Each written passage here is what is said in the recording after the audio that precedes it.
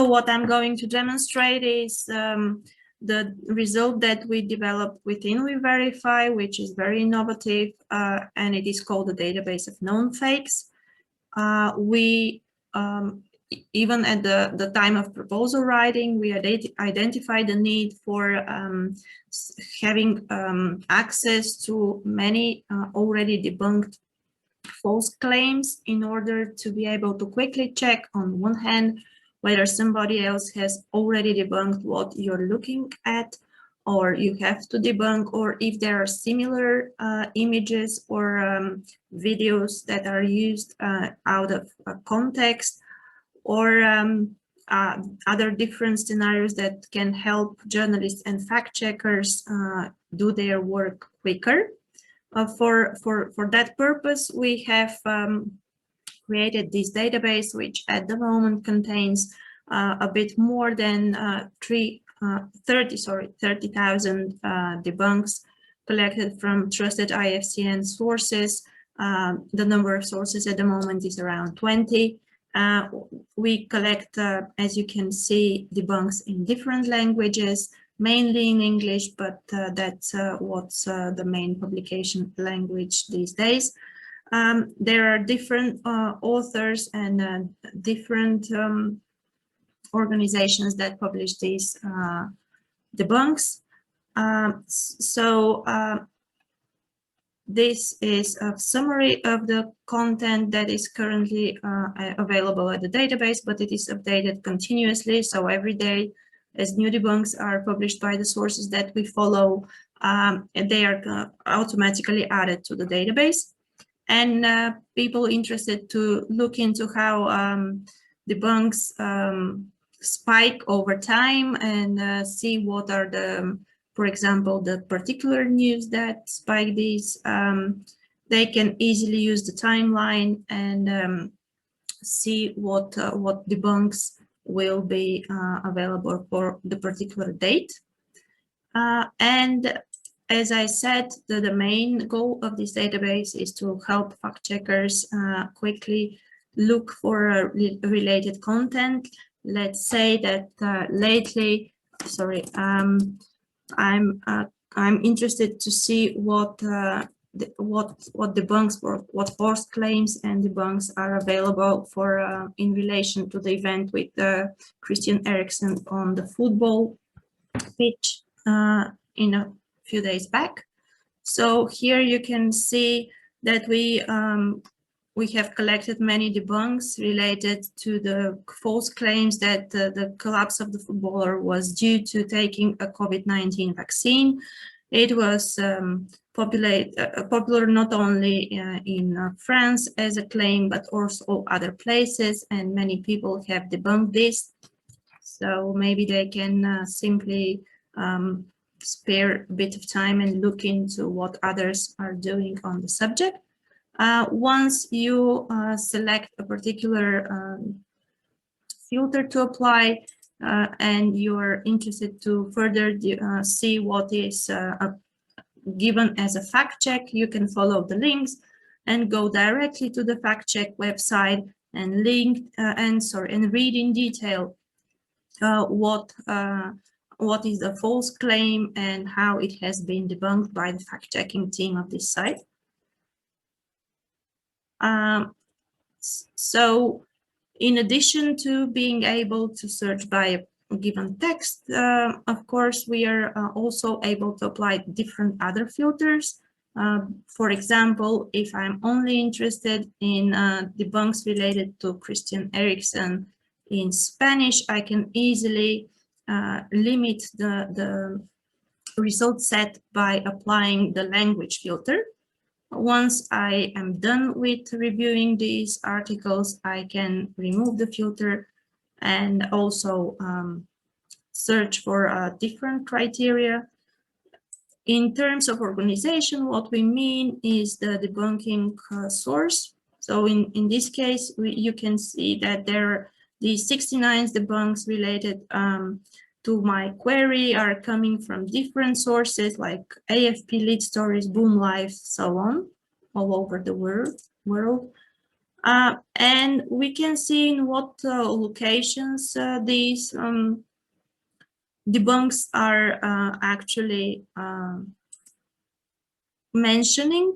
This is done by automatically analyzing through an NLP technique the text of both the claim and the actual debunking article to see what are different mentions of, for example, in this case, I selected Denmark as location, and we can see what particular debunks mention this location. In addition to this, I can also do other sorts of filters. But if I'm also interested to not only look into textual claims, I can use the Similarity Search functionality, which is available here. And I will showcase this with some well-known picture and a favorite example of Denis, my colleague that previously presented the WeVerify plugin, which actually was claimed to be taken at Calais, why this was not the case, as you will see now. If I come across an image and I want to double check it in the database, I put it in the search, and what we will do in the background is we will use our colleagues from search service, which is for near duplicate detection of similar images, and they will return the set of images that are similar, and you will see here that there are many debunks returned with some of which contain different other photos that are not directly the same as this one, but you can also check onto and see what are the related photos that these mention, and in particular, this is the actual fact check that we are referring to. Here you can see that this photo has already been debunked by AFP fact-checking team, and it proved to be not a picnic in a cemetery in Calais, but rather these were migrants that were stranded on the border between Serbia and Croatia. But this was used out of context on many occasions, and yeah, it has been subsequently debunked. So in addition to be able to actually look into directly into the debunking article, what we can do if we want to further analyze the content, because we do it automatically, is we provide some special interface for logged in users. In this case, I will use my own account, but people can register their accounts using this registration screen, where we only need a valid email to be able to validate that the user is the one that he's claiming or she's claiming to be, and not that somebody else is using maliciously their email. So if I go back and I enter, I will show you in more details what other information we are collecting and might be useful in terms of investigations.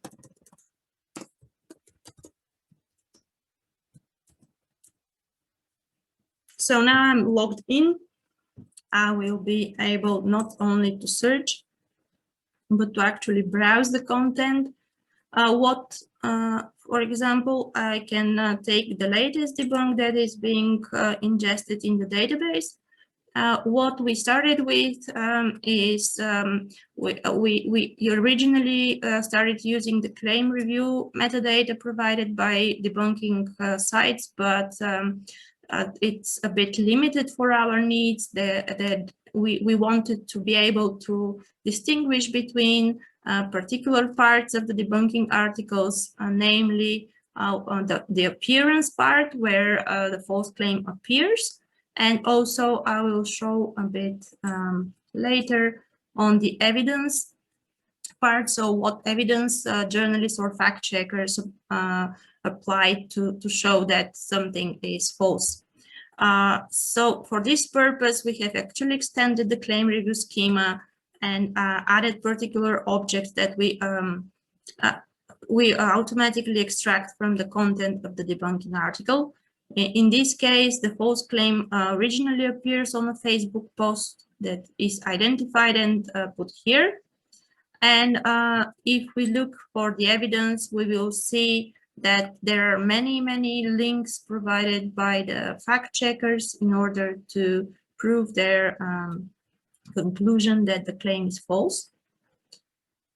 So this type of information, as I said, is automatically taken from the debunking article, and we think that it might be useful from the point of view of similarity searching, for example, because sometimes the evidence are, for example, real videos that journalists found on the net and that can be linked later on the similarity search, or similarly for images and appearances. So if some particular image appeared in a false context, then it can be easily then found in the similarity search.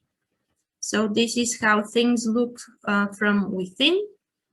And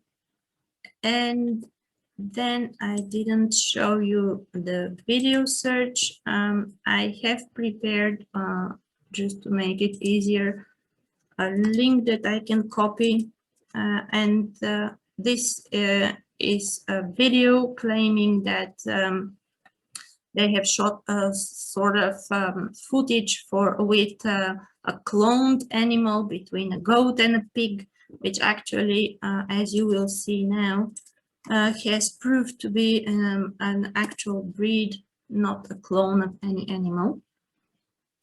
So in this case, we are, as I said, posting the URL of the video that we come across, and we will again be returning all the linked claims, the debunks. So sorry. For example, this video is linked to two debunks published by AFP Indonesia, which actually I will choose the English one because it's easier for me.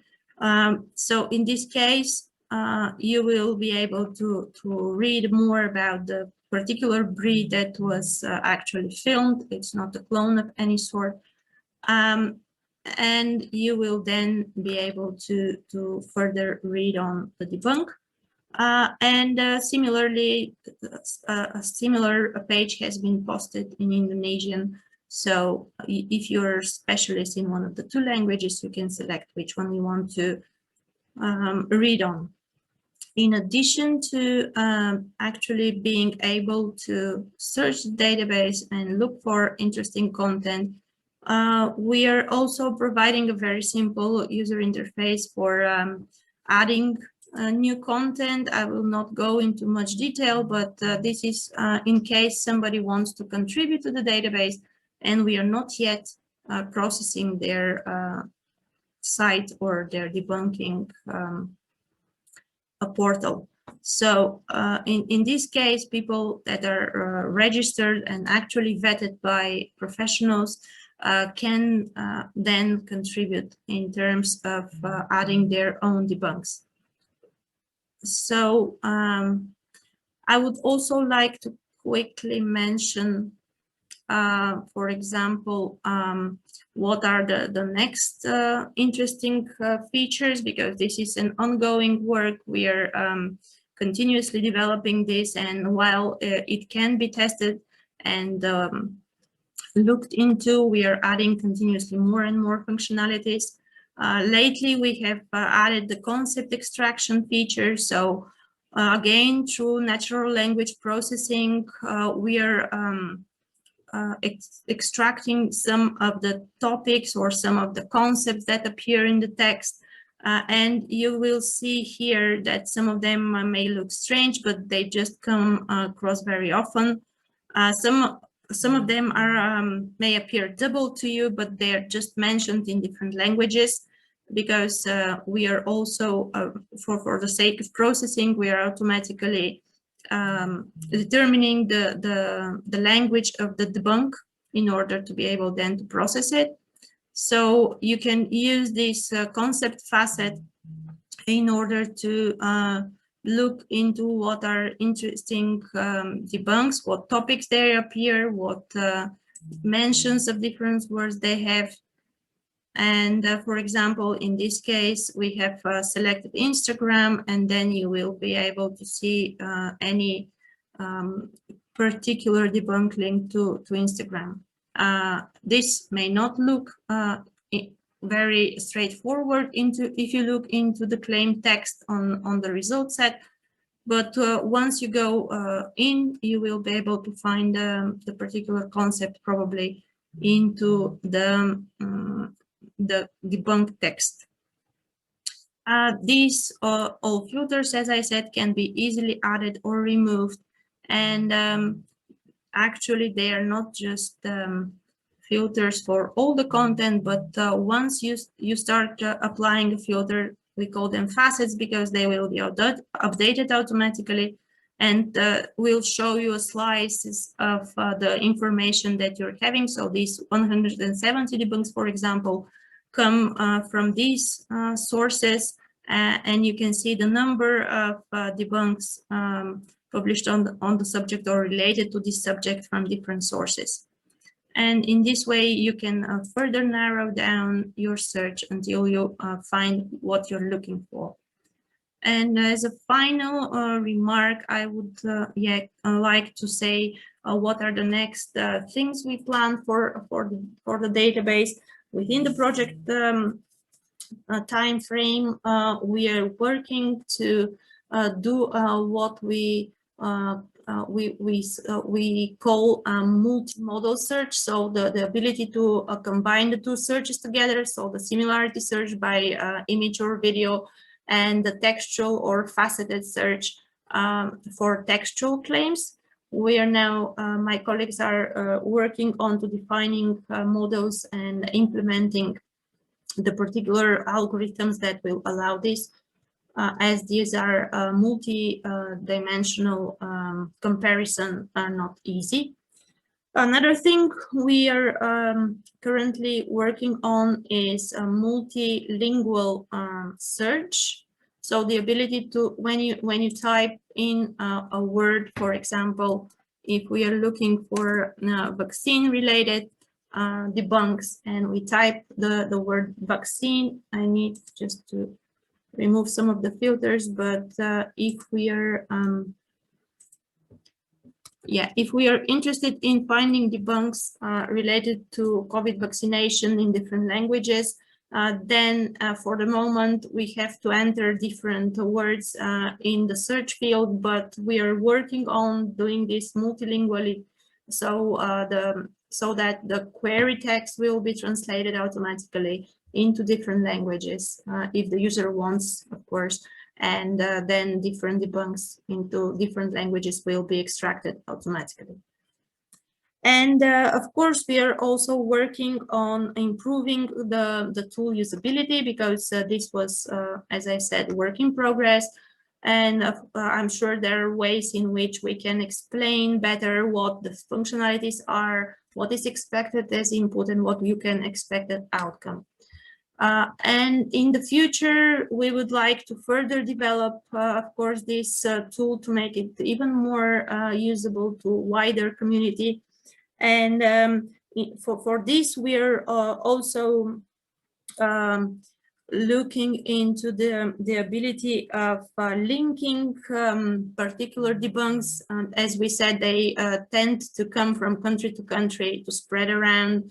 And it will be interesting to see how these can be linked, what sorts of campaigns they can suggest, and so on. but this is a wider scope and it won't be tackled within the project.